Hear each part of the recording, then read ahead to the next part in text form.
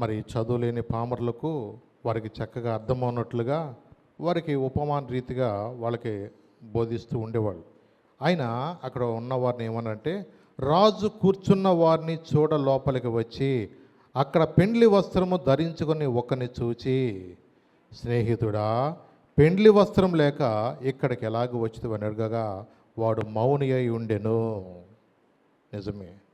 ఎందుకంటే పెండ్లి వస్త్రము ధరించుకొనని ఒకరిని చూచి అడుగుతున్నాడు. ఏమన్నాడు? స్నేహితుడా, పెండ్లి వస్త్రము లేక ఇక్కడికి ఎలాగ వచ్చితివి అంటే, కొన్నిసార్లు మరి దేవుని సన్నిధికి మనము వచ్చింది ఎందుకంటే అందరూ అంతటా మారు మనసు పొందాల. పెండ్లి వస్త్రము అంటే మామూలు పెండ్లి వస్త్రం ఉంది కాదు, కానీ ఆయన వరుడుగా విచ్చేయి సందర్భంలో వధు సంగముగా మనము సిద్ధపడవలని వాక్యం బోధిస్తుంది మనకి. అంటే మనము వధువుగా, మీకు తెలుసు మరి పెళ్ళిలో చీర మార్చుకుంటాకి తయారవటానికి ఎంత టైం పడుతుందో మనం అన్నీ చూస్తూనే ఉన్నాం. అంటే సిద్ధపాటు దేని కొరకు ఉంటున్నారు వాళ్ళు? పెండ్లి కొరకు వాళ్ళు సిద్ధపడటానికి వాళ్ళు ప్రత్యేకమైన దినముగా వారు ఆ దినమందు చక్కగా ఆకర్షణగా వారు సిద్ధపడుతూ ఉంటారు. నిజమే. ఈ లోక సంబంధమైన పెండ్లి వస్త్రము విషయంలో ఎంత శ్రద్ధ తీసుకుంటున్నారో దేవుని ఉద్దేశం ఏంటంటే, మనమందరము కూడా దేవుని యొక్క రాజ్యములో పరలోక రాజ్యం వెళ్ళాలంటే మనకే వస్త్రం కావాలన్నాడు? పెండ్లి వస్త్రము అంటే రక్షణ వస్త్రము. మనకు కావాల్సింది రక్షణ వస్త్రము. రక్షణ వస్త్రం అనేది లేకోకుండా మనము దేవుని రాజ్యానికి వెళ్ళలేమని దేవుని వాక్యం స్పష్టంగా చెప్పబడుతుంది. నిజమే. అందుకని 14వ వచనం ఏమన్నారు? పిలువబడిన వారు అనేకులు, ఏర్పరచబడిన వారు కొందరే. ఏమన్నాడు ఇక్కడ? పిలువబడిన వారు అనేకులు, ఏర్పరచబడిన వారు కొందరే. అంటే దేవుని సన్నిధిలో అందరికీ దేవుడు ఓపెన్ కాల్ ఇస్తున్నాడు. మీరు మత్తయి సువార్త 11వ అధ్యాయంలో గమనించినట్లు 28వ వచనం, ప్రయాసపడి భారం మోసుకొనుచున్న సమస్త జనులారా ఏమన్నాడు? నా యొద్దకు రండి, నేను మీకు విశ్రాంతిని కలుగు చేస్తాను అన్నాడు. అంటే ఈ లోకంలో ప్రయాసపడి భారం మోస్తున్న సమస్త జనులారా అన్నాడు. అంటే ఈ భూలోకంలో ప్రతి ఒక్క మనిషికి దేవుడు పిలుపునిస్తున్నాడు. ఏమంటున్నాడు? సమస్త జనులారా నా యొద్దకు రండి, నేను మీకు విశ్రాంతిని ఇస్తాను అంటున్నాడు. నిజమే. నిజమైన విశ్రాంతి, నిజమైన సమాధానము ఎక్కడ దొరుకుతుంది అంటే దేవుని యొక్క రాజ్యంలో మాత్రమే. అక్కడ ఏడుపు ఉండదంట, అక్కడ బాధ ఉండదంట, వేదన అనేది ఉండదు. నిజమే. మరి ఏడుపు, బాధ, వేదన కలిగే స్థలం ఏది అంటే నిత్య నరకము అని బైబిల్ చెప్తుంది. కాబట్టి మనము ఆ వేదనకరమైన స్థలం నుంచి తప్పించబడాలంటే మనము దేవుని యొక్క రాజ్యములకు హక్కుదారులు అవ్వాలి. మరి ఎక్కడ వెళితే మనకి దొరుకుతుంది అంటే ప్రభు అంటున్నారు, నేనే ఆ మార్గమును, నేనే సత్యమును, నేనే జీవమును, నా ద్వారా తప్ప ఎవడు కూడా పరలోకమునకు వెళ్ళలేరు. అంటే దేవుని రాజ్యములకు వెళ్ళాలంటే ఎవరి ద్వారా వెళ్ళాలి అంటే యేసు ప్రభు ద్వారానే. ఎందుకు ఈ మాట అంటున్నాడంటే ఆయన మాత్రమే మన పాపముల కొరకు ప్రాయశ్చిత్త బలిగా ఆయన తన ప్రాణాన్ని అర్పించిన వారు. నిజమే. ఆయన తన స్వరక్తము చేత మనలను కొన్నారు. తన స్వరక్తం ఇచ్చి మనల్ని కొన్నది ఎందుకంటే ఆయనను మనల్ని సొత్తుగా చేసుకున్నారు. అంటే ఇక మనము మన ఇష్టానుసారంగా జీవించడానికి కాదు, నీ కళ్ళు నీ ఇష్టానుసారంగా చూడటానికి కాదు, నీ యొక్క చూపులు కానీ, నీ యొక్క బిహేవియర్ కానీ, నీ ఆలోచనలు కానీ ఇవన్నీ నీ ఇష్టానుసారంగా నువ్వు జీవించడానికి కాదు. ఎందుకంటే దేవుడు తన స్వరక్తం ఇచ్చి మనల్ని కొన్నాడు. కాబట్టి మనం ఎప్పుడూ కూడా నా ఇష్టం, నా జీవితం అనుకుని మనం ఎప్పుడూ కూడా అనుకోకూడదు. ఒకరోజు నెబుకద్నెజరు అనుకున్నాడంట, ఇది నేను కట్టించిన నగరము కదా అని. ఎవరు చెప్పాడంట? అది పక్కలతో కూడా చెప్పలేదంటండి. ఎక్కడన్నానంట? తన మనసులో. అరే అసలు మనసులో అనుకునే అయితే తెల్లారు లేచిన కానీ ఇన్ని అనుకుంటామో కదా. అసలు మనం ఎన్ని రకాలుగా మనం ఆలోచిస్తున్నాం. ఈ కృపాకాలంలో ఏదో డొలికెళ్ళిపోతున్నాం, కానీ మనము దేవుడు నిజంగా మనల్ని ప్రేమించి ఎన్ని రకరకాలైన ఆలోచనలు మనకు వచ్చినా దేవుడు మనకి ఎన్ని తరుణాలు ఇస్తున్నాడో తెలుసా? ఇన్ని అవకాశాలు దేవుడు మనకిస్తున్నాడు తెలుసా? ఎందుకంటే మనందరము కూడా దేవుని యొక్క రాజ్యములో ఉండాలని దేవుని మన ఎడల ఏమని చేస్తున్నాడంటే దీర్ఘశాంతం వహిస్తున్నారు అని ఉంది. ఏంటంటే మన ఎడల దీర్ఘశాంతమైన వహిస్తున్నాడు. అవునండి, ఎందుకంటే ఆజ్ఞాకాలములో దేవుడు చూచి చూడనట్లుగా ఉండెను. ఇప్పుడైతే అందరూ అంతటను మారు మనసు పొందవలని ఆజ్ఞాపిస్తున్నాడు. మరి ఆజ్ఞాతిక్రమం ఏమవుతుందో తెలుసా? పాపము. దేవుడు మనకు ఆజ్ఞాపిస్తున్నాడు ఏమని? అంతటా మారు మనసు పొందాలి. అందుకని మనల్ని ప్రేమించి మనకు మీటింగ్స్ దేవుడిచ్చిన, ఇంకా వేరే విధంగా మనందరిని కూడా రక్షణ మార్గం నడిపించాలని దేవుడు ఎన్నో రకాలుగా మనకి బోధిస్తూ ఉండేది. ఎందుకంటే మన అల్టిమేట్ గోల్ ఏంటంటే ఎప్పుడు కన్ను మూసినా ఎక్కడికి వెళ్ళాలి? మనం దేవుని రాజ్యంలోకి వెళ్ళాలి. దాని కొరకు మనం ఏం చేయాలంటే సిద్ధపడాలి. అందుకని ఆయన ఏమంటున్నాడు ఇక్కడ 22వ అధ్యాయంలో 3వ వచనం ఒక ఉపమాన రీతిగా మాట్లాడుతున్నాడు. 3వ వచనంలో ఏముందంటే 2 నుంచి కూడా చదువుతున్నా. పరలోక రాజ్యము తన కుమారునికి పెండ్లి విందు చేసిన ఒక రాజును పోలి ఉన్నది. ఆ పెండ్లి విందుకు పిలువబడిన వారిని రప్పించుటకు అతడు తన దాసులను పంపినప్పుడు వారు రానొల్లకపోయిరి. కాగా అతడు ఇదిగో నా విందు సిద్ధపరిచి ఉన్నాను, ఎద్దులను క్రొవ్విన పశువులను వధింపబడినవి అంతయు సిద్ధముగా ఉన్నది, పెండ్లి విందుకు రెండని పిలువబడిన వారితో చెప్పుడని వేరే దాసులను పంపెను గాని వారు లక్ష్యము చేయక ఒకడు తన పొలమునకును మరి ఒకడు తన వర్తకమునకును వెళ్ళిరి. చాలు తల్లి, ఇక్కడ మనం గమనించినట్లయితే పరలోక రాజ్యమును ఏమంటే తన కుమారుని పెండ్లి విందు చేసిన ఒక రాజుని పోలి ఉన్నది. కాబట్టి ఆ పెండ్లి విందుకు పిలువబడిన వారు రప్పించుటకు అతడు తన దాసులను పంపినప్పుడు వారు రానొల్లకపోయిరి. నిజమే. అంటే పెండ్లి విందు అంటే దేనికి సూచనగా ఉంది అంటే పరలోక రాజ్యమునకు మనం వెళ్ళటానికి దేవుడు ఆహ్వానిస్తుంటే ఈ రోజున మనుషులకు ఎలా ఉంటుందంటే పరలోకం మీరే వెళ్ళండి అన్నట్టుగా మాట్లాడతారు, పరలోకం మీరేం చూసి వచ్చారు అన్నట్టుగా మాట్లాడుతూ ఉంటారు ఈ రోజున. నిజమే. ఎందుకంటే ఈ రోజున మనుషుల్లో ఎలా ఉంటుందంటే తెలియకోకుండానే కొంతమంది అవగాహన లేనివారు, అంటే ఇక దేవుని రాజ్యమును గురించి కానీ దేవుని వాక్యమును గురించి కానీ కొంతమందికి అవగాహన ఉండదు. ఏదో పిలిచారు కాబట్టి క్రిస్మస్ పండుగని వచ్చి అలా కూర్చొని అలా వెళ్ళిపోతారు తప్ప నేను రక్షణ పొందితేనే మారు మనసు పొందితేనే పరలోక రాజ్యం వెళతారని వాళ్ళకి అవగాహన అనేది ఉండదు. అంటే నెలకొకసారి బడికి వెళ్ళేవాడికి ఏమన్నా అర్థం అవుద్దా? అలాగే పండగకొక్కసారి చర్చికి వచ్చే వాళ్ళకి ఏమైనా దేవుని గురించి ఏమైనా అర్థమవుతుందా అంటే ఏం అర్థం అవుతాం. ఆ రోజు కేక్ పెట్టారండి, ఆ రోజున మేము మా ఇంట్లో చక్కగా నాటుకోడి వండుకుని తిన్నామండి, పలావ్ వండుకు తిన్నామండి. పండగ అంటే ఏంటి? ఇక మంచి బిర్యానీలు, గారెలు, ఇంకా సేమియాలు. ఇక ఆ రోజంతా మనకి ఎలా ఉంటుందంటే పండగ అంటే ఇక తినటమే పండగ. చూడండి, మనుషుల్లో చాలామందిలో ఏంటంటే పండగ అనుకుంటే ఏదో ఒక ఆచారంగా చేయటం కాదు, కానీ యేసు ప్రభువారు నిన్ను నన్ను రక్షించడానికి లోకరక్షకుడుగా ఆయన ఈ లోకానికి ఉద్భవించాడు. అందుకని ఆయన పేరేంటి? యేసు. ఏమని పెట్టారు? యేసు. యేసు అంటే అర్థం ఏముంది అక్కడ? రక్షకుడు. నిన్ను నన్ను రక్షించడానికి దేని నుండి? పాపము నుండి, శాపము నుండి మనల్ని విడిపించడానికి. అలాగే ఆయనకి మరొక పేరు ఉంది, ఇమ్మాన్యుయేల్. ఇమ్మాన్యుయేల్ అంటే భాషాంతరమున దేవుడు మనకు తోడని అర్థము. అవునండి, దేవుడు మనకు తోడుగా లేకపోతే మన క్షణం బ్రతకలేం. ఎవరికి తోడుగా ఉంటాడు అంటే యెహోవా యందు భయభక్తులు కలివారు చుట్టూ ఎవరుంటారు?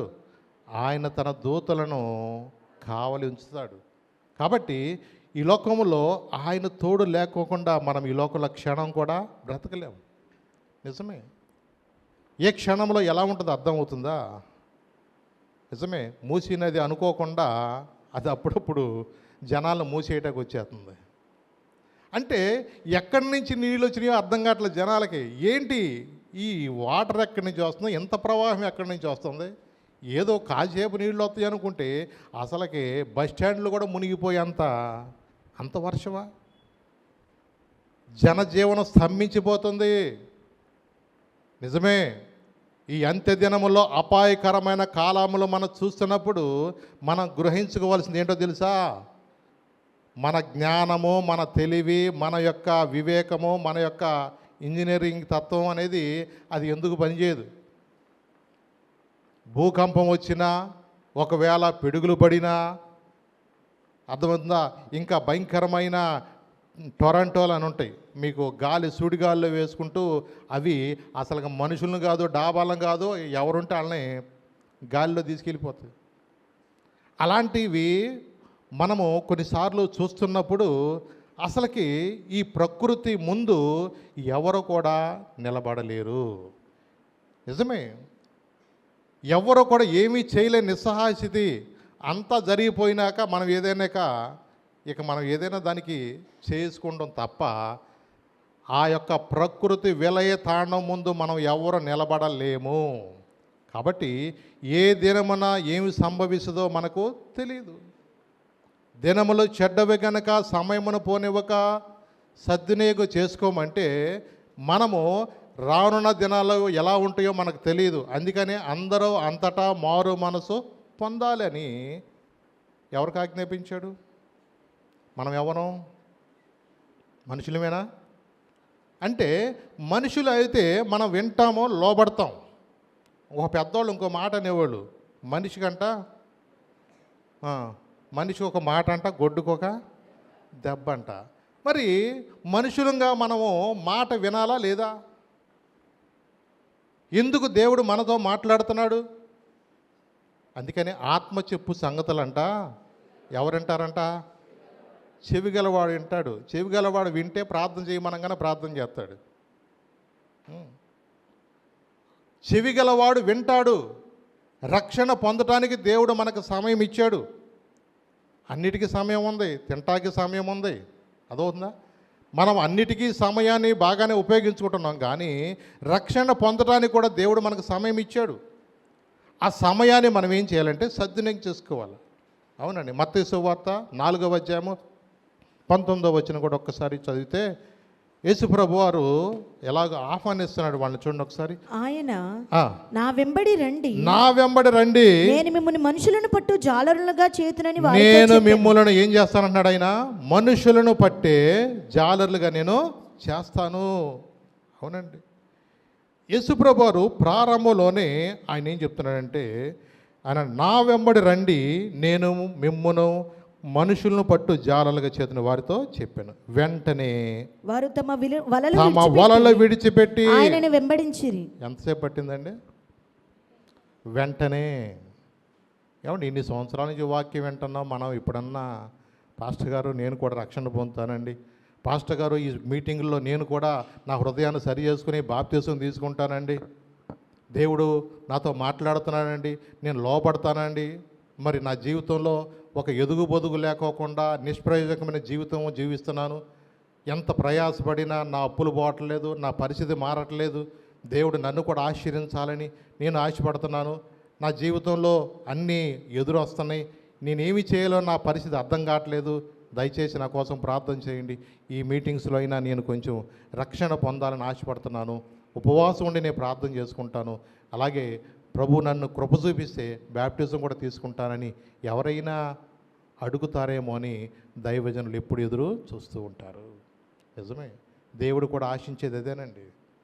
దేవుడు ఆశించేది అదేనండి. అందుకన్నాడు అక్కడ, మారు మనసు అక్కరలేని ఎంతమంది అంటాడు? 99 నీతిమంతులు కంటే అన్నాడు. ఎంతమంది అంటాడు? మారు మనసు అక్కర్లేని. లూకాసు వార్త 15వ అధ్యాయం 7వ వచనం ఒక్కసారి మీరు చదివితే మీకు కొంచెం అక్కడ అర్థమవుతుంది. లూకాసు వార్త 15వ అధ్యాయము ఎంత? అటువలే 7వ వచనం. మారు మనసు అక్కరలేని 99 మంది నీతిమంతుల విషయమై కలుగు సంతోషము కంటే మారు మనసు పొందు ఒక్క పాపి విషయమై పరలోకమందు ఎక్కువ సంతోషం కలుగును. అవునండి, మారు మనసు అక్కరలేని 99 నీతిమంతుల కంటే అన్నాడు.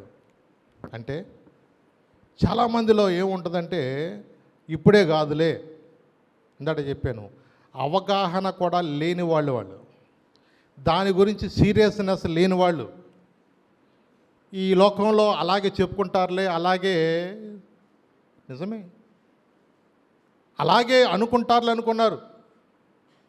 ఒక రోజున దేవుడు యోనాను కూడా పంపించింది. ఎందుకో తెలుసా? నినివే పట్టణము నా దృష్టిలో ఘోరంగా ఉంది, దానికి దుర్గత కలుగుద్దని నువ్వు ప్రకటించమని పాస్టర్ గారు యోనా గారిని పంపించాడు. ఆయన ఏమనుకున్నాడు తెలుసా? అమ్మో, ఏ ఊరని వెళ్ళొచ్చేమో కానీ అసలుకి ఈ యొక్క నినివే మాత్రం అసలు వెళ్ళకూడదు అని తన సొంత నిర్ణయాన్ని తీసుకున్నాడు. ఎందుకంటే ఆ ఊరు గురించి సామాన్యంగా చుట్టుపక్కల వాళ్ళకి అర్థమవుతుంది.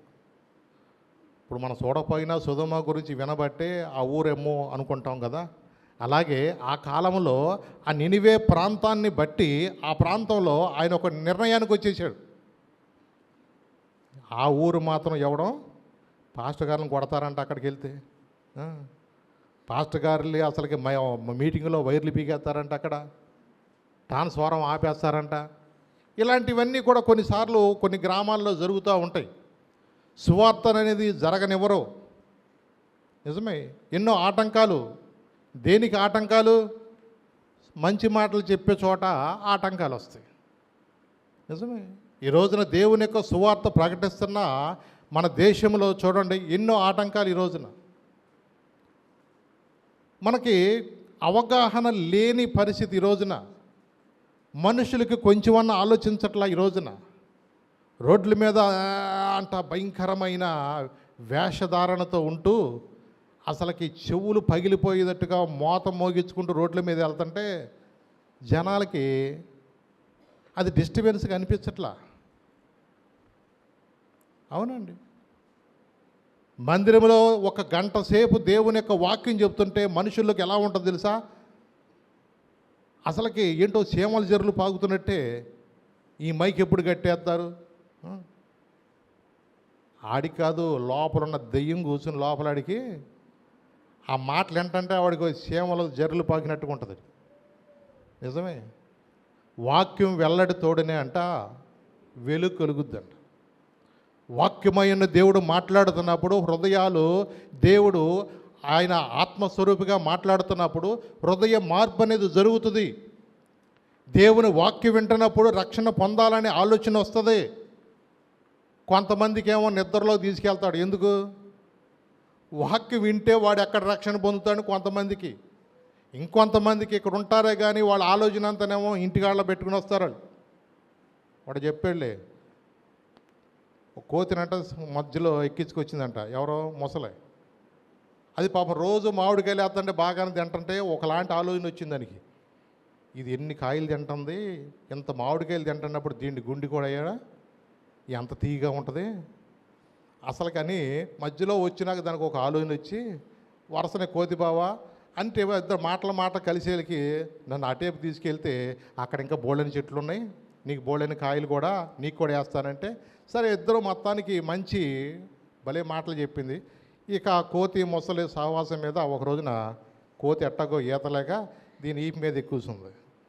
సరే మొత్తానికి మధ్యలో కౌరులు చెప్పినాక ముసలందంట, కోతి బాబా అసలు ఇన్ని మామిడికాయలు తిన్నామంటే నిజంగా నీ గుండెకాయ ఎంత తీగ ఉంటుంది, ఏముందంట నీ గుండెకాయ ఎంత తీగ ఉంటుంది అనగానే దీనికి అమ్మట లైట్ వెలిగిందంట. ఓహో, ఏం చేస్తుంది ఇది, ఇప్పుడు నన్ను తినేద్దాం అనేది ప్లాన్ వేస్తుంది ఇది అనేలకి కోతి ఇంకా తిరిగిగలది. భలేవాడు బావా, నువ్వు ఎంత పని చేసావు, ఆ మొక్క ఏదో నీకు చెప్తే నా గుండెకైనా ఆ చెట్టుకాడే కట్టేసి వచ్చానందంట. ఎక్కడ? ఆ మామిడి చెట్టుకే కట్టేసి వచ్చాను నా గుండెకాయని, నువ్వు అడిగితే తెచ్చేవాడు కదా అనంట. అరే ఇక్కడ దాకా వచ్చినా నాకు గుర్తొచ్చిందని చెప్పి మళ్ళీ ఏం చేసింది తెలుసు, అది గుండెకాయని తీసుకొద్దామని ఎక్కడికి వచ్చిందంట, మళ్ళీ ఒడ్డు తీసుకొచ్చిందట. చిటిక్కిని దూకేసింది కోతి. నీకు నమస్కారం, నీ ఫ్రెండ్షిప్కో నమస్కారం, నువ్వు ఎంత గుండా గొయ్యమన్న సంగతి నాకు నిజమే. చూడండి మనుషుల్లో ఎన్ని రకాలైన ఆలోచనలు వస్తూ ఉంటాయో. నిజమే, ఈ రోజున ఎన్ని రకరకాలని తెలివితేటలు ఉపయోగిస్తున్నారు. ఇన్ని తెలివితేటలు కలిగిన వాళ్ళకి ఈ రోజున దేవుని రాజ్యముల గురించిన మర్మాలు ఎందుకు అర్థం కావట్లేదంటే వారి మనోనేత్రాలు అపవాది గుడ్డితనం కలిగజేసింది వాళ్ళకి. అందుకని అర్థం కాదు వాళ్ళకి. ప్రార్థన 9 గంటలకే ప్రార్థన అంటే 11ంటికి వస్తామంటే ఏంటో తెలుసా? అవునా? అవగాహన లేదు. ఏదో దేవుడిచ్చే ఆశీర్వాదం కోసం ఆశీర్వాదం వస్తే అలా అనుకుంటారు, ఏదో అట్ట ఆశీర్వాదం కాదు అది. ఇంకా కొంతమంది ఎట్టెట్ట అనుకుంటారు. చర్చి ముందు ఇలా ఉండి ఎట్టెట్ట అనుకుంటే ఆశీర్వాదం వచ్చుద్దా? చూడండి, నిజమైన ఆశీర్వాదం ఎప్పుడు వస్తుంది నీకు? విధేయత. అవునండి, అబ్రహాము విధేయత చూపించాడు. అబ్రహాము దేవునికి సరెండర్ అయ్యాడు. దేవుని మాటకు మనం ఎప్పుడైతే విధేయత చూపిస్తామో ఆశీర్వాదాలు, అబ్రహాం పొందుకున్న ఆశీర్వాదము నీవు నేను కూడా సొంతం చేసుకుంటాం. అవునండి. 5వ అధ్యాయము మత్తయి సువార్త 10-11 దాకా ఒకసారి చదువునాను. మత్తయి సువార్త 5వ అధ్యాయము 10-11 దాకా చదువు. నీతి నిమిత్తము హింసింపబడివారు ధన్యులు, పరలోక రాజ్యము వారిది. నా నిమిత్తము జనులు మిమ్మును నిందించి హింసించి మీ మీద అబద్ధముగా చెడ్డ మాటలలో పలుకున్నప్పుడు మీరు ధన్యులు. సంతోషించి ఆనందించుడి, పరలోకమందు మీ ఫలము అధికమగును. చూసారండి, చూడండి ఇక్కడ వాక్యం ఏం చెప్తున్నారు? నీతి నిమిత్తము హింసింపబడివారు ధన్యులు, పరలోక రాజ్యము వారిది. నా నిమిత్తము జనులు మిమ్మల్ని నిందించి హింసించి మీ మీద అబద్ధముగా చెడ్డ మాటలల్లా పలుకున్నప్పుడు మీరేం చేయమన్నాడు? ధన్యులు. అవునండి. ఎప్పుడైతే నీతి కొరకు మనము హింసింపబడినప్పుడు ధన్యులు అంటున్నాడు. దేవుని కొరకు శ్రమ అనుభవించడానికి నువ్వు మనస్ఫూర్తిగా ఇష్టపడాలి. అంటే మన ముందు ఎంతోమంది గొప్ప గొప్ప దైవజనులు, ప్రవక్తలు దేవుని యొక్క పరిచర్యలో వాళ్ళు ఎన్నో రకాలైన శ్రమల గుండా వాళ్ళు వెళ్ళిన వాళ్ళే. అవునండి. ఎందుకంటే వాళ్ళ యొక్క మరి బ్రతుకులో దేవుని యొక్క పరిచర్యలో వెళ్ళటానికి ఎన్నో రకాలుగా మరి వాళ్ళు దేవుని వెంబడించిన వాళ్ళే. ఎందుకు వాళ్ళకి శ్రమలు అనుభవించినంటే మరి వాళ్ళు శ్రమలను కూడా సంతోషంగా వాళ్ళు స్వీకరించారు.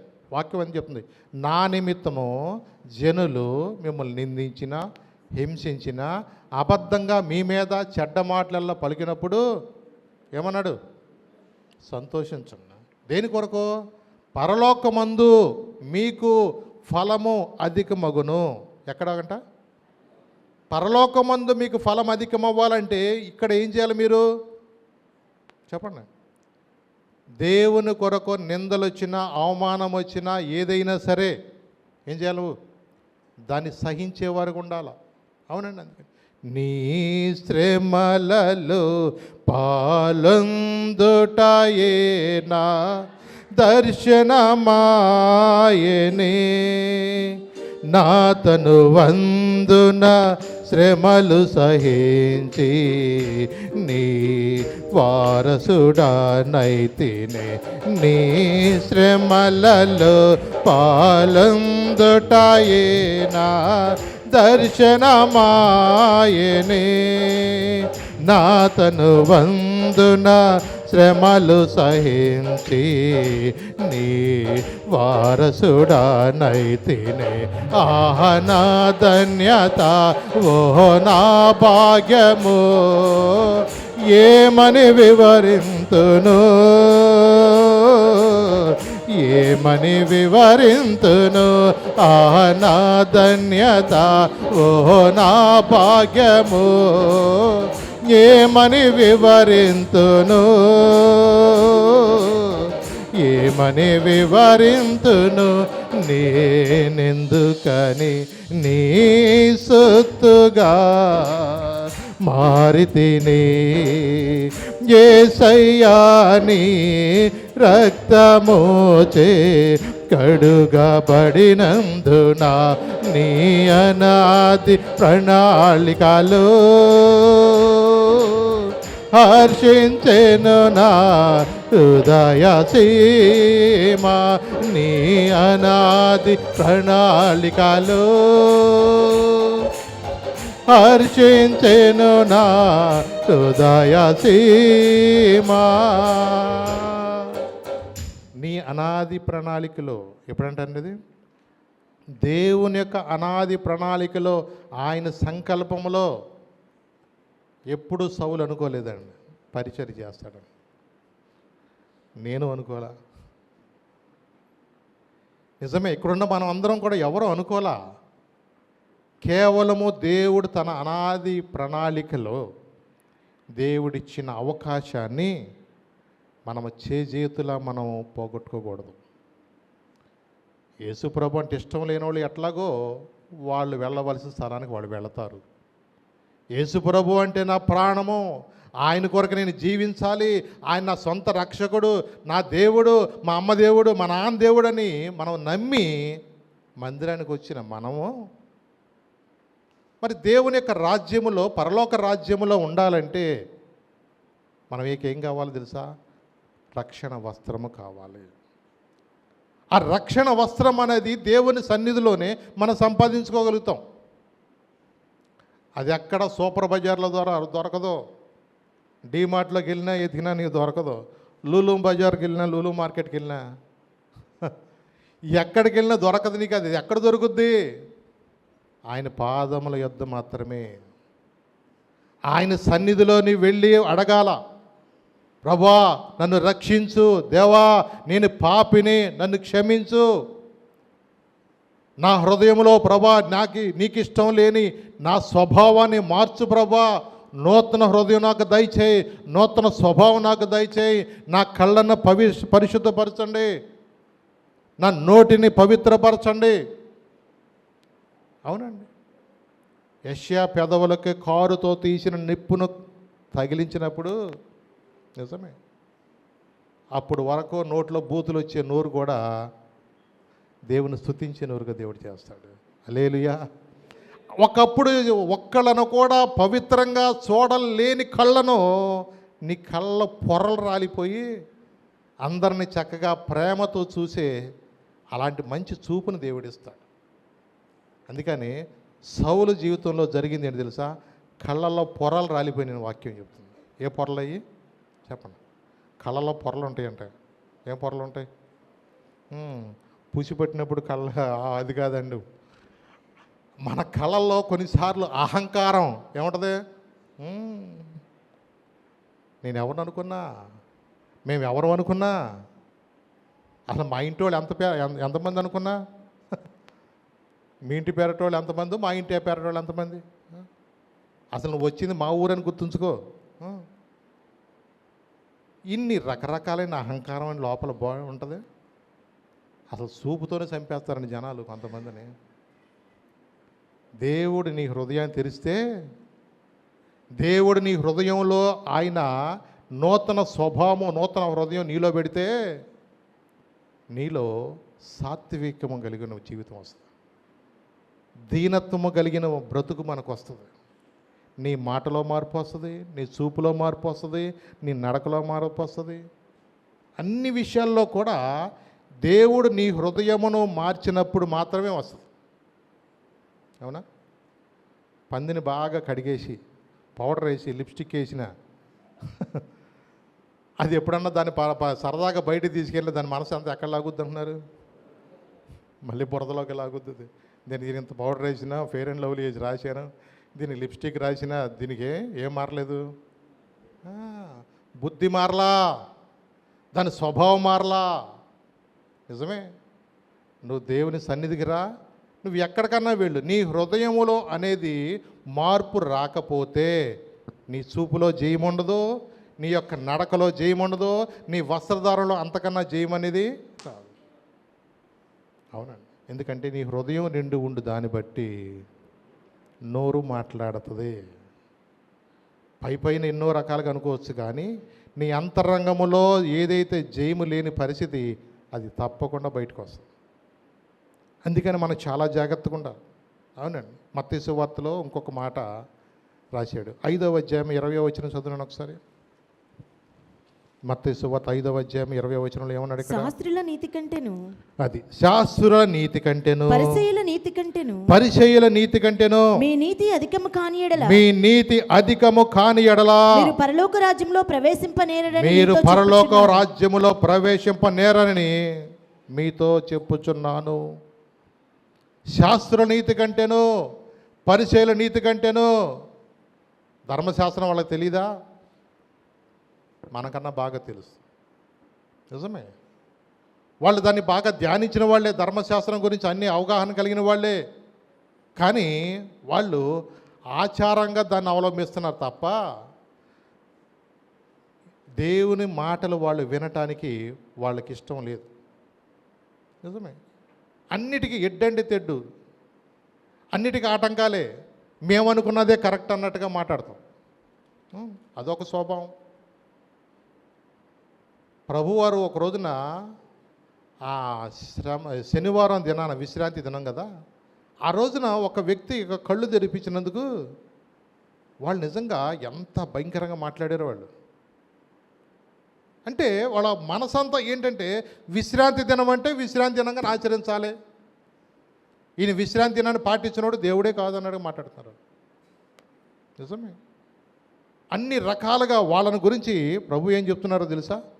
చూడండి 21, 22 కూడా చూద్దాం ఒకసారి. 5వ అధ్యాయము మత్తయి సువార్త 21, 22. నరహత్య చేయవద్దు, నరహత్య చేయువాడు విమర్శకు పూర్వీకులతో చెప్పబడిన మాట మీరు విన్నారు కదా. నేను మీతో చెప్పినదేమనగా తన సహోదరుని మీద కోపపడు ప్రతివాడు విమర్శకు లోనగును, తన సహోదరుని చూచి వ్యర్థుడా అని చెప్పువాడు మహాసభకు లోనగును, ద్రోహి అని చెప్పువాడు నరకాగ్నికి లోనగును. చాలు. ఏమన్నాడు చెప్పండి, మీరు ఇంకోసారి చదువున్నాను అక్కడ. నరహత్య చేయవద్దు, నరహత్య చేయువాడు విమర్శకు లోనగునని పూర్వీకులతో చెప్పబడిన మాట మీరు విన్నారు కదా.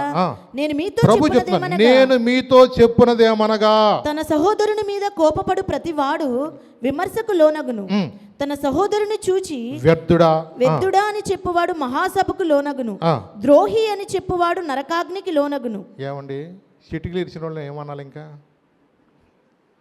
దుమ్మెత్తి పోసిన వాళ్ళని ఇంకేమనాలా? చంపేస్తా అనేవాళ్ళని ఏమనాలి? ఇంకా ఏమన్నా ద్రోహి అంటేనే అది ఎక్కడికి వెళ్తారని ఉంది. నేను రాసింది కాదు, బైబిల్లో రాసిన మాటే నేను చదివించాను. దీన్ని బట్టి మన నోటిని, మన నాలుకను ఎంత అదుపులో పెట్టుకోవాలో అది మనం కొంచెం అవగాహన కలిగి ఉండాలి. అందుకని మన నోటిని ఏం చేయాలా? కాచుకోవాలి. ఏం చేయాలా? ప్లాస్టర్ వేసుకుంటాం మంచిది. ఈ రోజున పరిస్థితులు వాక్యానుసారంగా మనము జీవించటం నేర్చుకోకపోతే రేపొద్దున అక్కడికి వెళ్ళినాక ఇది మరీ అన్యాయం అంటే కుదురుద్దా? ఎవరు ఆడారని అక్కడికి వెళ్ళంటే మనకు కుదరదు.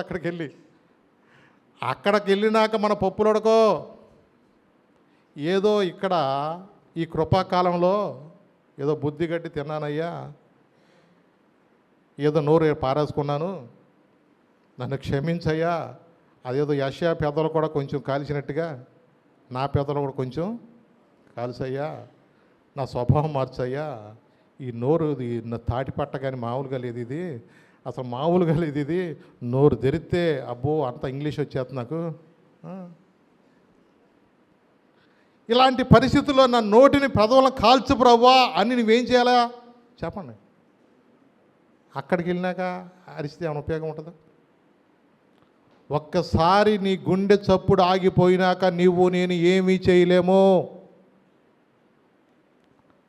అవును, ఒక్కసారి గనక మనం ఈ భూలోకంలోంచి విడిచిపెడితే మనం ఏమీ చేయలేము. అవగాహన లేని వాళ్ళు, మొన్న పిల్ల నోటికి ప్లాస్టర్ వేసుకుంది, గాలి ఆడుకోకుండా ముక్కుకి గట్టి క్లిప్ పెట్టేసుకుంది. అవన్నీ ఆన్లైన్లో తెప్పించుకుని వీళ్ళ మీద హాస్టల్ పిల్లలందరూ కొంచెం ఏంటమ్మా ఏమంటామంటే మీ లోపల పోయినంటే పోయారు. వాళ్ళు వెళ్ళినాక ఏమో మెట్ల మీద కూర్చుని ముక్కుకి గట్టిగా ఎనపది తెప్పించుకుని ఆ క్లిప్ ముక్కుకు పెట్టేసుకుంది ఊపిరి అందుకోకుండా. ఈ చివరి నుంచి ఈ చివరి దాకా మూతికి ఏం చేసింది, టేప్ వేసేసి ఈ చేతులు గట్టిగా బెగబట్టేసేసింది, ఊపిరి సచ్చింది. అంతే. ఏమండి, ఎవడికి సావాలని ఉండదు చెప్తున్నాగా నేను. కొంతమందిని సావు సావు సావు అని దురాత్మలు ప్రేరేపిస్తాయి. అంతే. ఎవడ కూడా సద్దామని నూతులు దిగుతామన్న కప్పలు ఉన్నాయని ఆలోచిస్తారు ఎవడైనా సరే. ఎవడికి చచ్చిపోవాలని ఉండదు, కానీ చనిపో చనిపో చనిపో అని నీకు అనిపిస్తుందంటే నీ వెనకాల ఏదో ఒక చీకటి కార్యం జరుగుతుందని గుర్తుంచుకో. ఒక్కసారి గనక నీవు తాడేసుకుని ఏలాడేవా ఇక నీ పని కాలే. ఏదో ఒక ఇవాళ చాలామందికి ఎలా ఉందంటే అమ్మ నాన్న మీద సెల్ ఫోన్ కొనివ్వలేదు దానికి ఏ బ్యాచ్ కొంతమంది అయితే ఉప్పు ఎక్కువైందని అలా ఆయన కొంచెం తిట్టాడని చెప్పేసి దానికి కూడా ఫ్యాన్కి ఏలాడే బ్యాచ్ ఉంది కొంతమంది. ఈ చిన్న చిన్న దానికి కూడా వాళ్ళ జీవితాల్లో తృణప్రాయంగా ఎంచుకుని ఈ రోజున ఎంతోమంది వేదనకరమైన స్థలానికి వెళ్ళిపోతున్న వాళ్ళు ఎంతోమంది ఉంటున్నారు. అవునండి, వాక్యం వింటే కనీసం అర్థమవుతుంది. కనీసం వాక్యము కూడా కొంతమంది వినటానికి ఆసక్తి లేని వాళ్ళు చాలామంది ఉన్నారు రోజున. నేను అప్పటికీ కొంతమంది ఇళ్ళకెళ్ళి బ్రతిమలాడతాను, కొంతమందిని అడుగుతాను, అయ్యా దయచేసి రండయ్యా, ప్రార్థనకు రండయ్యా, దేవుని మాటలు వినండయ్యా, దేవుడు మీ జీవితాలు మారుస్తాడు. ఆ భయంకరమైన వేదనకరమైన స్థలం నుంచి తప్పించబడాలంటే యేసు ప్రభు తప్ప మనకి దిక్కు లేదు. నీ అప్పులు అనుకుంటూ నువ్వు అలాగే ఆదివారం కూడా పనులకు వెళ్తున్నా సరే నీ జీవితంలో ఏమన్నా మార్పు వచ్చిందా అని అడిగితే వాళ్ళు వస్తానండి, అలాగే వస్తానని అంటారు. ఏంటో నన్ను ఈ పాస్టర్ గారి డబ్బులు లేవు ఏదో సందా కోసం రమ్మన్నట్టుగా అనుకుంటారు కొంతమంది. లేదండి, దేవుడు ఇది ఉచితంగానే బోధించమన్నాడు. దేవుడు లెక్కప్ప చెప్పాలి. మీకు పోయినసారి కూడా చెప్పాను, యెహెజ్కేలు ప్రవక్త ద్వారా చెప్తున్నాడు, నేను కావలివానిగా నేను నియమించాను నిన్ను. ఎందుకు? వాళ్ళకి చెప్పటానికి. లేదంటే వారి యొక్క రక్తాపరాధంగా నిన్ను లెక్క అడుగుతాను దేవుడు అన్నాడు. దేవుడు సేవకులని కోళ్ళు కుక్కలు తినమని కాదండి. దేవుడు వాళ్ళకి అప్పగించిన 12 తెలుసా? అందరూ అంతటా మారు మనసు పొందటానికి, దేవుని యొక్క సువార్త ప్రకటించడానికే. వారు చేయు బోరధ్వని వినమని దేవుని వాక్యం స్పష్టంగా చెప్తుంది. చర్చి పైన గొట్టాలు పెట్టేది ఎందుకో తెలుసా? ఎందుకు? కనీసం కొంతమంది రాలేని అవకాశం లేని వారు కనీసం దేవుని సన్నిధి మాటలు వింటారని. దేవుడు తన ప్రేమ చేత అది పెట్టాడు తప్ప మిమ్మల్ని పడుకున్న వాళ్ళు లేపమని కాదు, మిమ్మల్ని తిట్టుకోమని కాదు. అవునండి, దేవుడు ప్రేమించి మనతో ఎందుకు మాట్లాడుతున్నాడు? రక్షణ వస్త్రము లేనివాడు ఆ వేదనకరమైన స్థలానికి వెళ్ళిపోతున్నారు. అవునండి, దేవుని వాక్యం స్పష్టంగా చెప్తుంది ఈ రోజున. అవునండి, వాక్యం ఇంకొక మీకు చూపిస్తాను. 7వ అధ్యాయం చూడనా, మత్తయి సువార్త 13 నుంచి 14 దాకా చదువు. ఇరుకు ద్వారమున ప్రవేశించుడి. ఏ ద్వారం అంటన్నది? ఇరుకు ద్వారమున ప్రవేశించుడి. నాశనమునకు పోవు ద్వారము వెడల్పును, ఆ దారి విశాలమునై ఉన్నది, దాని ద్వారా ప్రవేశించువారు అనేకులు. జీవమునకు పోవు ద్వారము ఇరుకును, ఆ దారి సంకుచితమునై ఉన్నది గాని దాని కనుగొని వారు కొందరే. చూసారా అన్నాడు ఇక్కడ, ఇరుకు ద్వారమున ప్రవేశించండి, నాశనముకు పోవు ద్వారము వెడల్పును, ఆ దారి విశాలమునై ఉన్నది, దాని ద్వారా ప్రవేశించేవారు అనేకులు. జీవమునకు పోవు ద్వారం ఇరుకును, దాని దారి సంకుచితమై ఉన్నది, దాని కనుగొనువారు కొందరే. చర్చికి వచ్చిన వాళ్ళందరూ కూడా పరలోకం వెళ్ళిపోతారని బైబిల్ ఎక్కడ చెప్పలా. అవునండి, మొన్నొక ఆయన సాయంత్రం ఫోన్ చేశాడు, అయ్యగారు మీ వాక్యం ప్రవచన ఛానల్ ఇప్పుడు మీరు మాట్లాడారు కదా అంటున్నాడు.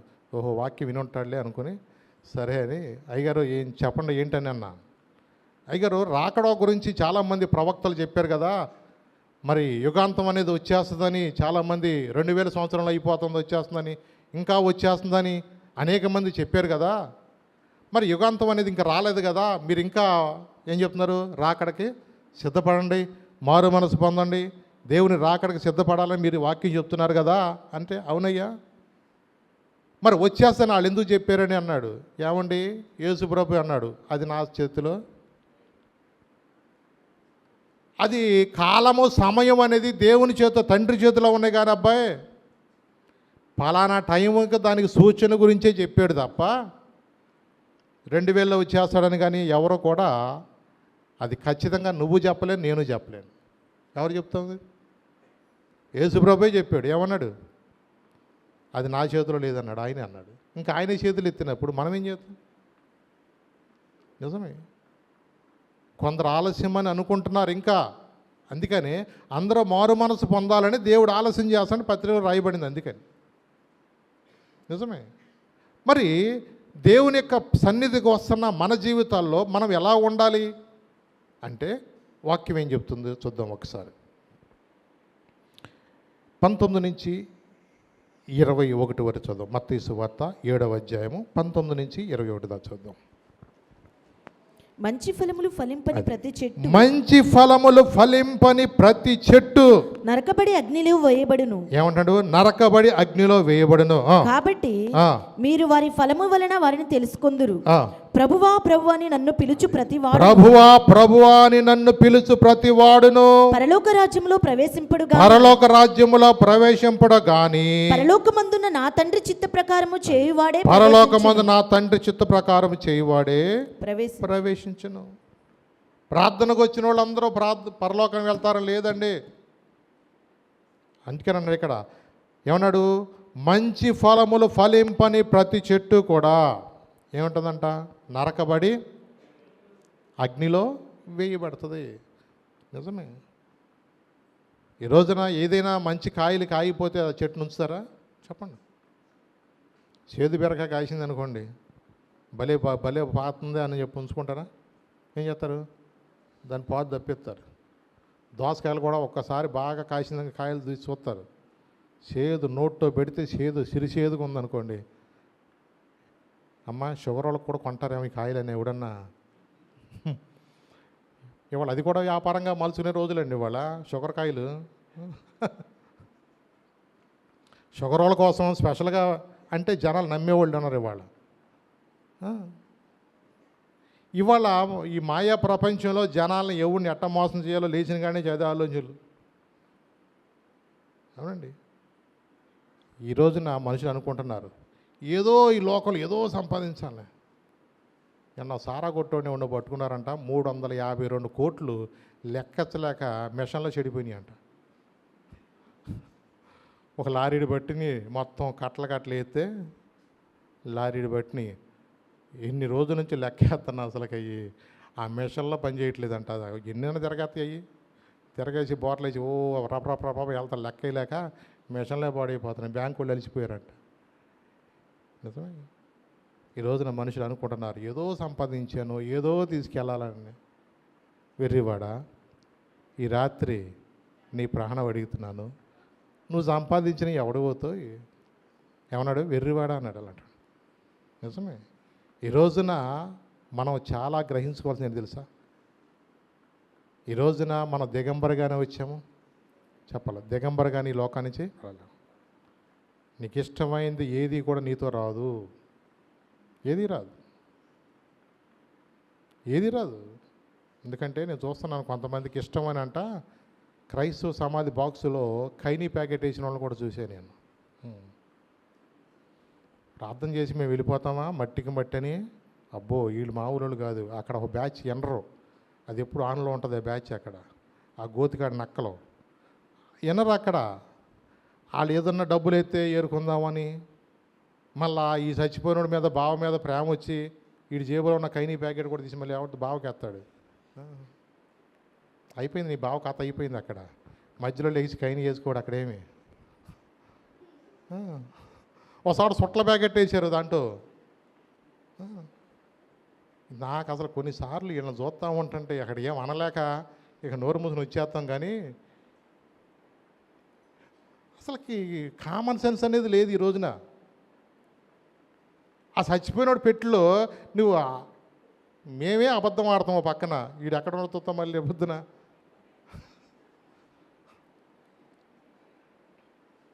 చూడండి ఎంత భయంకరమైన పరిస్థితులు ఈ రోజున మనుషులు అనుకుంటున్నారు. నిజమే. ఇంకా అన్నాడు ఇక్కడ లూకా సువార్త చూద్దాం ఒకసారి. 11వ అధ్యాయము 10 నుంచి 11 చదువు. లూకా సువార్త 11వ అధ్యాయము 10 నుంచి 11 దాకా. అడుగు ప్రతివానికి ఇయ్యబడును, వెదుకువానికి దొరకును, తట్టువానికి తీయబడని మీతో చెప్పుచున్నాను. మీలో తండ్రి అయిన వాడు తన కుమారుడు చేపనడిగితే చేపకు ప్రతిగా పామునిచ్చునా? నేను చదవమన్నది అదేనా? 11వ అధ్యాయం 10 నుంచి 11 దాకా. కరెక్టేనా, నేను తప్పాను? సారీ, అది కాదు.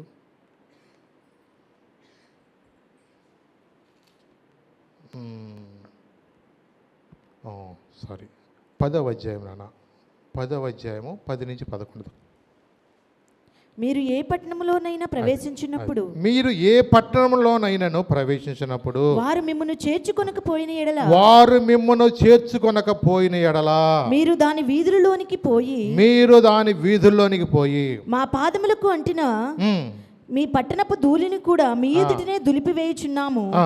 అయినను దేవుని రాజ్యము సమీపించి ఉన్నదని దేవుని తెలుసుకొనుటకు రాజ్యము చెప్పుడి. సమీపించను తెలుసుకుండని చెప్పిన ఆ పట్టణపు గతి ఆ కంటే పట్టణపు గతి కంటే సొదొమ పట్టణపు గతి ఆ దినమున ఓర్వ తగినదే ఉండునని మీతో చెప్పుచున్నాను. నిజమే. ఎందుకంటే ఎన్నోసార్లు యేసు ప్రభువారు ఆయన వెళుతున్నప్పుడు కొంతమందికి రకరకాలుగా విమర్శ చేసే మనుషులు, ఆయనతో పాటుగా ఉంటానే ఉంటారు, విమర్శ చేస్తూ ఉండే మనుషులు వాళ్ళు. ఎన్ని రకాలైన ఆటంకాలు యేసు ప్రభువుకు కూడా. నిజమేనండి. శిష్యులతో అందుకని చెప్తున్నాడు ఆయన, మీరు ఏ పట్టణంలోనైనా ప్రవేశించినప్పుడు వారు మిమ్మల్ని చేర్చుకోనకపోయిన ఎడలా మీరు దాని వీధుల్లోనికి పోయి మీ పాదముల కంటిన మీ పట్టణపు ధూళి కూడా మీ ఎదుటనే దులిపేయుచున్నాము. అయినను దేవుని రాజ్యం సమీపించ తెలుసుకోండి చెప్పండి అంటున్నాడు. ఈ రోజున చాలా ఆటంకాలు వస్తూ ఉన్నాయి. ఈ రోజున సువార్తకు మీ చర్చిలో చెప్పుకోండి, మీరు ఎందుకు వీధిలోకి వచ్చి వాక్యం చెప్తున్నారని కరపత్రాలు ఇచ్చిన ఆటంక పెడుతున్నారు, బైబిల్స్ పంచిన ఆటంక పెడుతున్నారు. వీళ్ళేదో రాజ్యాంగం బట్టి వీళ్ళు కొన్ని మాట్లాడుతున్నా మరి వాళ్ళు డామినేట్గా మాట్లాడతాం, ఎగతాళిగా మాట్లాడతాం, యేసు ప్రభువునే తక్కువ చేసి మాట్లాడతాం. ఇలాంటి రకరకాలుగా ఈ రోజున మనం ఇలాంటివి ఎన్నో చూస్తున్నాం. కానీ ఏమనంటే మీ పాదములకున్న ధూళి ఏం చేయమన్నాడు? వారి ఎదుట దులిపేయమన్నాడు. ఎందుకు ఈ మాట అన్నాడు తెలుసా? రేపు ఆ పాద ధూళి అంట అక్కడ లెక్కప్ప చెప్పుద్దంట. అవును, ఆ పాద ధూళే లెక్కప్ప చెప్పగలిగింది. నిన్ను తన్నినప్పుడు దేవుడు చూడ్డా? నిన్ను అవమానకరంగా మాట్లాడిన ఆ మాటలు చూడరా? దేవుని కొరకు నువ్వు నిందలు పడుతున్నప్పుడు, వేదన పడుతున్నప్పుడు, కొన్నిసార్లు ఎన్ని శ్రమలు అనిపిస్తున్నప్పుడు దేవుడు దాన్ని చూడనుకున్నారా? దేవుడు ప్రతి ఒక్కటికి తెలుసండి ఆయనకి. ఈ లోకంలో దేవుని కొరకు మనం ఎప్పుడైతే అవమానము, నిందలు అనుభవించామో దానికి దేవుడు ఎన్నో రెట్లు ప్రతిఫలం అనేది దేవుడు మనకి ఇస్తాడంటండి. అవునండి. దేవుని కొరకు మనం ఎప్పుడైతే నిందలు అనుభవిస్తున్నామో, దేవుని కొరకు ఎన్ని రకాలుగా వాళ్ళు నిజంగా ఎన్ని దెబ్బలు తిన్నాడో పౌలు గారు తెలుసా మీకు? ఎక్కడికి వెళ్ళినా అవమానాలు, ఎక్కడికి వెళ్ళినా నిందలే. ఎన్నోసార్లు కూడా దేవుడు నిజంగా వాళ్ళకి ఎన్ని అవమానాలు వచ్చినా ఆయన ఒకటే నిర్ణయించుకున్నాడు, దేవుని కొరకు నిలబడాలని, దేవుని కొరకు బ్రతకాలని ఆయన. అందుకని తిమోతితో అంటాడు, 2 తిమోతి 2వ అధ్యాయం 3 నుంచి 5 దాకా ఒకసారి చదువు. 2 తిమోతి 2వ అధ్యాయము 3 నుంచి 5వ వచనం ఒకసారి చదువునన్నా. నీవు అనేక సాక్షుల ఎదుట, చూడండి అక్కడ ఏమంటున్నాడు అక్కడ, నీవు అనేక సాక్షులు ఎదుట నా వలన వినిన సంగతులను ఇతరులకు బోధించుటకు సామర్థ్యం గల నమ్మకమైన మనుషులకు అప్పగింపుము. క్రీస్తు యేసు యొక్క మంచి సైనికుని వలె నాతో క్రీస్తు కూడా యేసు శ్రమను యొక్క అనుభవించుము. మంచి సైనికుల వలె నాతో కూడా శ్రమ అనుభవించు. సైనికుడు ఎవడును యుద్ధమునకు పోవునప్పుడు తన్ను దండులో చేర్చుకుని వాడిని సంతోష పెట్టవలనని ఈ జీవన వ్యాపారములలో చిక్కుకొనడు. మరియు జట్టి అయిన వాడు పోరాడినప్పుడు నియమ ప్రకారము పోరాడకుంటే వానికి కిరీటము దొరకదు. చూసారా ఎలా పోరాడాలంటండి? వాళ్ళు తిట్టారని రకరకాలుగా వాళ్ళ మీద పగ తీర్చుకోవాలని కానీ అలా ఎప్పుడు చేయకూడదు. దేవుని కొరకు ఒక నియమముతో ఉండాలి. నీ ఇంట్లోనే పోరాటాలు వస్తాయి, నీ శరీరం మీద కొన్నిసార్లు నీకు సహకరించదు. నిజమేనండి. ఒక సహోదరి శ్రీదేవి అని కాళ్ళు లేని అమ్మాయి, ఒళ్ళంతా చచ్చుబడిపోయినా రక్షణ పొందిన తర్వాత నాకు కాళ్ళు చేతులు లేవని బాధపడలేదు, కానీ నేను ఎప్పుడు చచ్చిపోతానో నాకు తెలియదు. నేను బ్రతికుండగానే బాపట్లలో ఆ ఇంజనీరింగ్ కాలేజ్ ముందెళ్ళి ఫ్లాట్ రిక్షా అబ్బాయి తీసుకెళ్ళి ఆ అబ్బాయిని కిందల పొడుగోబెడితే కరపత్రాలు ఇచ్చి సువార్త నిజంగా వాళ్ళకి అందజేసినప్పుడు నిజంగా తన జీవితంలో ఇక చనిపోతుందో అనుకున్నా సరే తను మాత్రం ఎప్పుడు కూడా నిద్రపోవాలి, రెస్ట్ తీసుకోవాలా, నాలాంటి వాడు ఏం చేస్తాడు అనుకోవాలా. మన కడుపులో నొప్పి వచ్చినా ప్రార్థన మానేస్తాం, ఇంకా రకరకాలైన ఏదొచ్చినా ప్రార్థన మానేటే ముందుంటాం. ఆ అమ్మాయికి బాడీ సహకరించకపోయినా అలాగ చచ్చుబడిపోయిన కాళ్ళతోటి నోరు పని చేస్తుందిగా. అవునండి. కొంతకాలం తర్వాత ఆ రక్షణ పొందిన ఒక వ్యక్తి అడుగుతున్నాడు, ఆమె సువార్త ప్రకటించడం ద్వారా 200 మంది మేము మారు మనసు పొందామని చెప్పాడు ఒక ఆయన. ఎంతమంది అంటే 200 మంది మేము మారు మనసు పొందామండి. ఎలా సువార్త అందించిందేమా? రోడ్డు మీద పడుకుని నాకు నోరు ఉంది కదా, దేవుడు నోరు ఇచ్చాడు, బాడీ సహకరించబోయినా నేను చచ్చిపోయే లోపు కొంతమంది కన్నా ఈ రక్షణ సువార్తను ప్రకటించాలి. నీ పరిచర్యను తుదముట్టించుటేనా నియమమాయనే, నీ సన్నిధిలో నీ పొందుకోరి నీ స్నేహితుడానైతినే.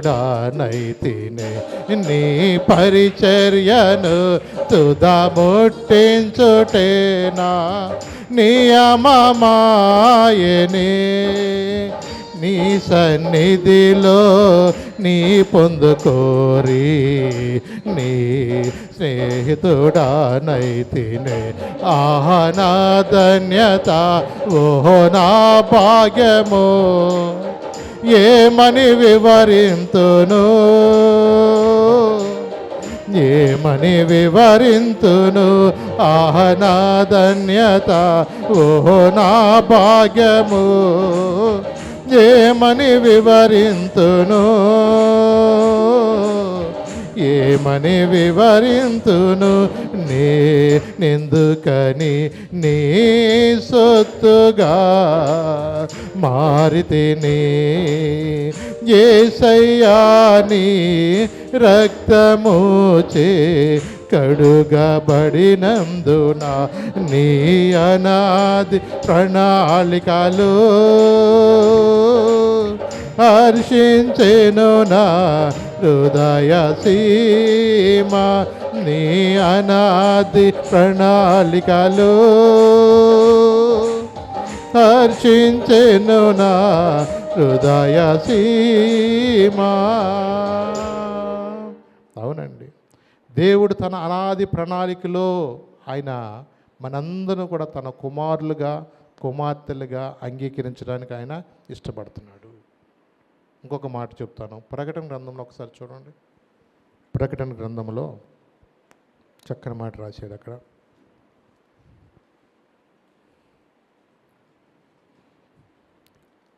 21వ అధ్యాయము 27వ వచనం చదువున్నాను ఒకసారి. ప్రకటన గ్రంథము 21వ అధ్యాయము 27వ వచనం. గొర్రెపిల్ల యొక్క జీవ గ్రంథమందు వ్రాయబడిన వారే, గొర్రెపిల్ల యొక్క జీవ గ్రంథమందు వ్రాయబడిన వారే దానిలో ప్రవేశింతురు గాని, దానిలో ప్రవేశింతురు గాని, నిషిద్ధమైనది ఏదైనను, అసహ్యమైన దానిని అబద్ధమైన దాన్ని జరిగించువాడైనను దానిలోనికి ప్రవేశింపడు.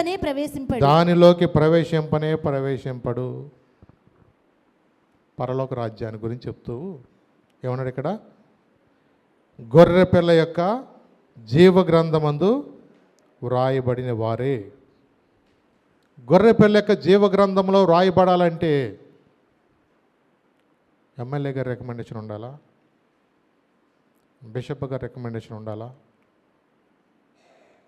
రికమెండేషన్తో అయ్యే పని కాదు.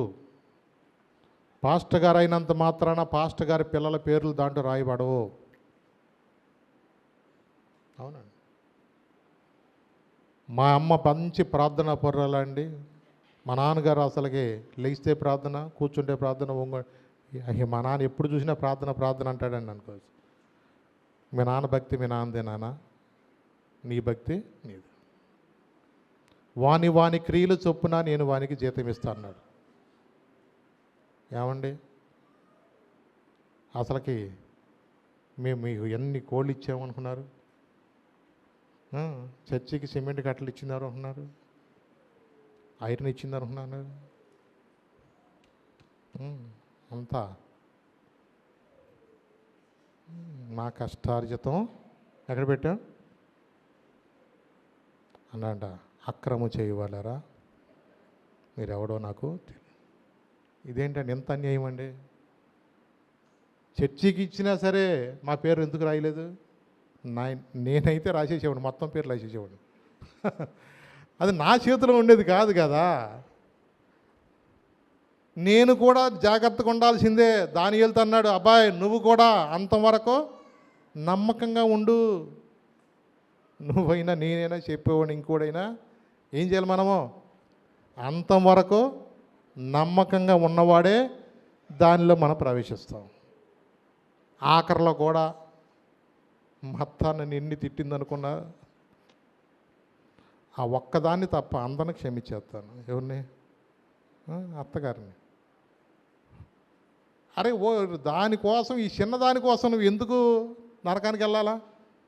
మీ అత్త జీవితం మీ అత్తదే, నీ జీవితం నీదే. అరే ఒక సెంటు దాని కోసం అన్నదమ్ములు ఎందుకు మాట్లాడుకోకుండా? ఏం తీసుకెళ్ళేది? 6/3 అనంట మనకి. ఎంత? 6/3. ఈ లోకంలో మనం ఏమీ తీసుకుని వెళ్ళాం. మెలకు కలిగి ఉండాలి మనము. లేదండి నా కాలనీలో నాకు 2 ప్లాట్లు ఉన్నాయి, నువ్వు 2 ప్లాట్లు ఉండని 100 ప్లాట్లు ఉండని, నువ్వు అంతఃపురం లాంటి పెద్ద ఇల్లు కట్టుకున్నా నీతో నాతో ఏది కూడా. అవునండి. ఎందుకంటే ఆ దినమందు కూడా నేను పొలానికి వెళ్తున్నానని ఒకడు అన్నాడంట. నేను ఎడ్లను పరీక్షించడానికి ఒకడు వెళ్తా అంట. ఏమండి నాకు మొన్న పెళ్ళి అయిందండి, నేను అప్పుడే రాలేనన్నా అంట. నిజమేనండి. ఎన్నోసార్లు మనుషుల్లో నెపములు, రకరకాలైన సాకులు. అవునండి. దేవుడిచ్చిన అవకాశం మనం ఎప్పుడు పోగొట్టుకోకూడదండి. అప్పటికి ఆయన అంటున్నాడు, వెళ్ళి మీరు వెళ్ళండి, రాజమార్గంలో కూడా వెళ్ళండి, వెళ్ళి అందరిని పిలవండి అంటున్నాడు ఆయన. అక్కడ ఏమన్నాడు? అక్కడ చూడండి, అక్కడ 7వ వచనంలో అంటున్నాడు, కాబట్టి రాజు కోపపడి తన దండలను పంపి ఆ నరహంతులను సంహరించి వారి పట్టణము తగులబెట్టించెను. అప్పుడతడు పెండ్లి విందు సిద్ధముగా ఉన్నది గాని పిలువబడిన వారు పాత్రులు కారు కనుక రాజమార్గములకు పోయి మీకు కనబడి వారిని అందరినీ పెండ్లి విందుకు పిలువుడని తన దాసులతో చెప్పెను. ఆ దాసులు రాజమార్గములకు పోయి చెడ్డవారినేమి మంచి వారినేమి తమకు కనబడిన వారిని అందరినీ పోగు చేసిరి కనుక విందుకు వచ్చిన వారితో ఆ పెండ్లిశాల నిండెను. మీరు వెళ్ళండి, మీరు వెళ్ళి మంచివారేంటి చెడ్డవారేంటి కనబడిన వారందరినీ కూడా పోగు చేసి తీసుకురండి. ఎందుకు? ఎందుకు దేవుడు పిలుస్తున్నాడు? దేవుడు ప్రేమించి మనతో మాట్లాడుతున్నాడు ఈ రోజున. ఎన్నోసార్లు దేవుడు మనతో మాట్లాడేది ఎందుకో తెలుసా? రక్షణ వస్త్రం లేకుండా మనము పెండ్లి విందుకు వెళ్ళలేము. వెంటనే అడిగేశాడు ఏమన్నాడు అక్కడ? పెండ్లి స్నేహితుడా, పెండ్లి వస్త్రం లేక ఇక్కడికి ఎలాగ వచ్చితివి అనగా అతను ఏం చేస్తున్నాడు? మౌనంగా ఉంటున్నాడు. అవునండి. పెండ్లి వస్త్రం లేకుండా ఎలాగున్నావు? ఇక్కడ మౌనంగా ఉన్నావు అనుకో, ఏదో నీకు అవకాశం ఉంది కాబట్టి ఈరోజు కాదు రేపన్నా ఎట్టగొట్ట ఒప్పుకొని సరి చేసుకుని ఆ రక్షణ పొందడానికి అవకాశం ఉంటుంది. అక్కడికి వెళ్ళాక మనం మౌనంగా కూర్చున్నాం అనుకో, ఈ పాస్టర్ గారు లేచిన కాడి నుంచి ఎప్పుడు రక్షణ అంటాడు, మారు మనసు అంటాడు అనుకుని నువ్వు ఇక్కడ మౌనంగా ఉన్నా విని ఏదో ఒక రోజు నా మాటను బట్టానా నువ్వు పశ్చాత్తాపడి ప్రార్థన చేస్తే ఆ రక్షణ అనుభవం అనేది నువ్వు పొందుకోగలుగుతావు. నువ్వు అలాగే మౌనంగా వచ్చి నాకు కాదులే ఇది ఎప్పుడు అట్టా చెప్తారులే అనుకుని నిర్లక్ష్యంగా వెళితే అర్థమవుతుందా? అక్కడ నేను బాధ్యుని కాదు. అవునండి. దేవుడు చెప్పమన్న మాటలు చెప్పటమే దైవజనుల ద్వారా దేవుడు మనతో మాట్లాడేది. మన కుటుంబాలుగా దేవుని వెంబడించాలా, దేవుని యొక్క రాజ్యంలో మనం ఉండాలా, దేవుని యొక్క ఆ నిత్య రాజ్యం మనం సంపాదించుకోవడానికి భూలోకంలో దేవుడు మనకిచ్చిన సమయం ఉండగానే దాన్ని సద్వినియోగం చేసుకోవాలా. మనం సాకులు చెప్పడానికి కాదు. రక్షణ వస్త్రము లేని వ్యక్తిని ఏమన్నా తెలుసా? ఏడుపును పండ్లు కొరుకుట ఆ స్థలానికి అతన్ని పంపించమన్నాడు. ఆ స్థలం ఏంటంటే తెలుసా? వేదనకరమైన స్థలము. అది మన కొరకు దేవుడు ఏర్పరచాల, సాతానుడికి వాడు అనుచరులకి మాత్రమే అది ఏర్పరచబడింది. కాబట్టి దేవుడు మనల్ని ప్రేమించి మనతో మాట్లాడేది ఎందుకంటే మనమందరము కూడా రక్షణ వస్త్రము సంపాదించుకొని దేవుడిచ్చిన అవకాశాన్ని బట్టి ఆ రక్షణ అనుభవంలో మనం ఎదుగుతూ, మన కుటుంబాలు ఎదుగుతూ, మన అన్నదమ్ములు, మన బంధువులు, రక్త సంబంధులు అందరూ కూడా ఆ యొక్క రక్షణ అనుభవంలోకి మనం ఎదగాలని దేవుడు కోరుకుంటున్నాడు. ఆ రక్షణ అనుభవం లేకపోతే ప్రభా నన్ను రక్షించు, నన్ను సిద్ధపరచు, ఒకవేళ రక్షించబడిన వారు ఉన్నట్లయితే ప్రభా నేను మరణం వరకు ఎక్కడ కుడికి కానీ ఎడమ కానీ తొలగిపోక నీ సన్నిధిలో నమ్మకంగా బ్రతికే జీవితం నాకు దయచేయమంటే దేవుడు తప్పకుండా మనకది అనుగ్రహిస్తాడు. లేచి నిలబడదాం, చిన్న ప్రార్థన చేసుకుందాం, ప్రభువుని అడుగుదాం. ప్రభా ఈరోజు నాతో మాట్లాడుతున్నందుకు వందనాలు ప్రభా. నా జీవితంలో ప్రభా రక్షణ వస్త్రం లేని వ్యక్తిగా నేను ఉండనే వద్దయ్యా. నీ సన్నిధికి నేను సంవత్సరాల తరబడి వస్తూ కూడా ప్రభా నిర్లక్ష్యంగా నేను ఉండనివ్వద్దు ప్రభా. ఎందుకంటే అవగాహన లేని వారు కొంతమంది ఉంటే, కొంతమంది నిర్లక్ష్యంగా ఉన్నవారు కొంతమంది ఉంటే, తాత్కాలిక ప్రభా సంతోషము కొరకు, మనుషులు సంతోషపెట్టే వారి కొరకు కొంతమంది నిర్లక్ష్యంగా ఉంటే ప్రభా మేము అలా ఉండటానికి కాదు ప్రభా. నీ సన్నిధిలో ప్రభా నాయనా ఆ దినమందు పేతురు, యోహాను, యాకోబు, నాయన ఆంద్రేయ వెంటనే వారు వల విడిచిపెట్టి నిన్ను వెంబడించినట్లుగా ప్రభా నిన్ను వెంబడించే కృపను మాకు దయచేయమని అడుగుదాం. మనసులో చిన్న ప్రార్థన చేసుకుందాం, ప్రభుతో చెబుదాం. ప్రభా నా జీవిత కాలమంతా కూడా ప్రభా నీ వాక్యం వింటూ కూడా ప్రభా అయా మారు మనసు పొందుదాములే, రక్షణ పొందుదాములే అనుకుని నేను ఇంకా వాయిదా వేసుకునేవాడు ఉండనివ్వద్దు ప్రభా. ఎందుకంటే ఆ దినము అయా ఆ భయంకరమైన దినము రాకముందే ప్రభా నాయన గోనె పట్టకట్టు అనుభవం మాకు దయచేయండి. ఎందుకంటే నినివే పట్టణస్థులు అయా ఒక్క దినమందు ప్రభా విన్న సువార్తను బట్టి రాజు మొదలుకొని ప్రభా అధికారులు అయా సామాన్యులు పశువులు సైతం కూడా ఉపవాసం ఉండి ప్రభా తండ్రి పశ్చాత్తపడ్డారని ప్రభా నిజమే వారి మీదకి రావాల్సిన శిక్షను రానివ్వకోకుండా వారిని క్షమించిన దేవుడు గనుక ప్రభా ఈ దినమందు కూడా ప్రభా మేము నీ మాటలు వింటున్నప్పుడు కూడా నాయన నిర్లక్ష్యంగా ఉండక తండ్రి నాయన మాలో ఎక్కడ నాయన మా చూద్దాములే అనే మనసు కానీ రక్షణ వాయిదా వేసిన మనసు కానీ మాలో రానివద్దు ప్రభా. నేడే రక్షణ, నేడే అనుకూల సమయం అని చెప్తున్నావు కనుక ప్రభా ఈ దినమందే ప్రభా మేము విధేయత కలిగి లోబడి తగ్గించుకుని ప్రభా మా కుటుంబాలుగా ఆ లోతైన రక్షణ అనుభవంలోకి ఎదుగు సహాయం చేయండి. యెహోషువలే నేనును నా ఇంటి వారిని యెహోవాను సేవిస్తామన్నట్లుగా మా కుటుంబాలుగా ఆ రక్షణ అనుభవాన్ని కలిగిన వారుగా మమ్మల్ని సిద్ధపరచండి. నీ రాకడలో ఎత్తబడే సంఘముగా మమ్మల్ని సిద్ధపరచండి.